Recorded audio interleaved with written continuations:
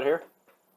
And this CX-9 is 4.5 years old. It's 2016, bought in late spring, if I remember right. It's about 4.5 years old at the time of this video. And the battery, my wife has been complaining that it's not starting as fast. We're also coming up on winter, and it's got 50,000 miles on it. So part of this 50,000 mile service, I'm testing the battery, see if it needs replaced. Hopefully this is showing up on the camera. State of health 13%, state of charge 71%. Blah blah blah. Long and short is replace. Yep, it needs replaced before winter, otherwise risk getting stranded out in the cold. What you're going to need is a 10 mil socket and wrench, or 10 mil wrench, whichever works for you. I do the ground first. Do not keep that down until you're got the ground removed so that it doesn't short. If I had actually touched that with that up, it would have sparked and possibly gave me a little jolt. Got a little bit of corrosion on that. That'll also need to be taken care of. With that pushed out of the way, I'm going to remove positive. Now I can short this onto the ground, and it's not going to short because negative is removed.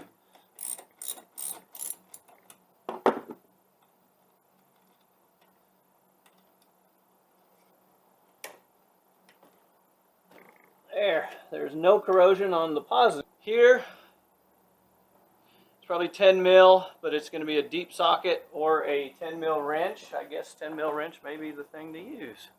So the battery hold down nuts are a bit of a pain because you got a wrench. Well, it's kind of flat. It does work, but a 10 mil deep socket may have been better. Just easier. But I can't find one. Maybe I don't have one. So loosen these up. It's 10 mil. You don't have to take them all the way out, all the way off. I will show you what they look like on the bottom. And one's being stubborn. Are you kidding me? Oh, it's there. Okay. There is what I think is a wiring pack. Yeah, right here. Right down here is a wiring pack. And it wants to hold that bolt in. So let me just show you. Well, it went back in spot. J-bolt. We have a little J there, so you're going to turn it like so and then pull it that way and up.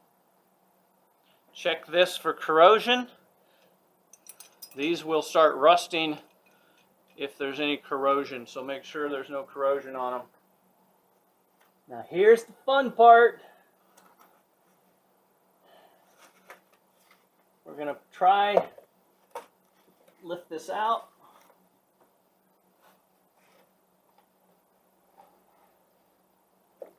Be warned, it's heavy. And when you got lights and stuff in the way, it doesn't help. There we go. So here's the factory battery. That window, by the way, is so you can see where the battery level, water level is in the battery. And I filled mine up not long ago because it was a little low, hoping that would give it a little more charge. It did not, and I put a little more in, a couple of them, than I should have. But that's where that window is. So you can look in there and see if you need to add water to any of the cells.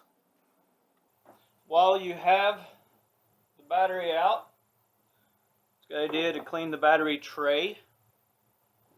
This one's plastic, so it's not going to rust, but you do have bolts and stuff down there, and you don't want sand, that kind of thing in there.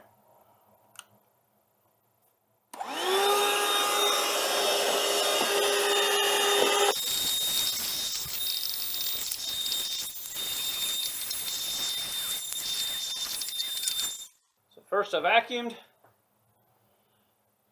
then I took a blower and blew out what was left, got it pretty clean. This is baking soda and water. You can use Coke or whatever. And remember, I had some corrosion on the negative. I needed a little more baking soda, I think. But even you can see it's already got it cleaned up. Put the new battery in. This one has a handle which helps a little bit. And this is a type group size 35. Group size 35 fits. Don't forget the heat shield. On this one, there's a window here that allowed you to look, see the battery level if you had that Panasonic battery. I did not replace it with a Panasonic battery. I got a different battery. The window's still there, and it's towards the engine side. I'm switching it because the engine heat is on that side. I don't need the window anymore.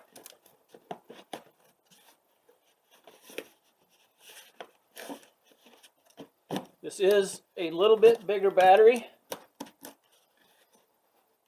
so it's a tight fit. But it does fit. Now we can put the hold downs. The J hooks they point towards the back of the car. And they hook alongside there. If you look when you go to take them off, you can see where they hook underneath a little piece of plastic there in the battery tray. That's what keeps the battery from moving, and especially if you have a rollover, you don't want that battery to fall into the hood and short out. Kind of like my battery on my light just shorted out. It doesn't hurt to leave that on. When you tighten this, just get it good and snug. Do not get it tight. You don't want to smash the battery. This actually will put a lot of pressure on the top of the battery. You want it just snug enough so that these nuts are not going to come loose. I suggest, after driving it a little bit, just check them and make sure they're good. Still good. Got the clean terminal. They do sell a grease substance that you can put on them. I don't use that because the climate I'm in isn't harsh enough for me to bother with. You can also hit it with some WD-40, but that's WD-40 is just short term. Snug these.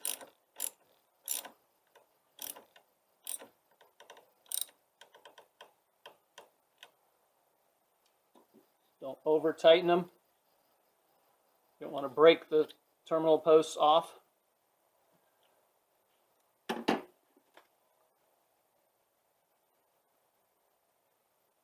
And I meant to do the other one first. Do the positive one first. I recommend doing the positive one first. Just the same reason you took the negative off first. So now I just got to make sure I don't short them. As long as I don't short them, I'll be fine. And if I do short them, it's just going to spark a little bit. It's not like it's going to do any damage. Now we get to go reset all of our radio channels. My radio stations came back. So, guess I didn't lose them after all. Oh, stink! I gotta take it all apart again. So I could just edit all this out and you'll never know. Thanks for watching. Please like, subscribe, comment,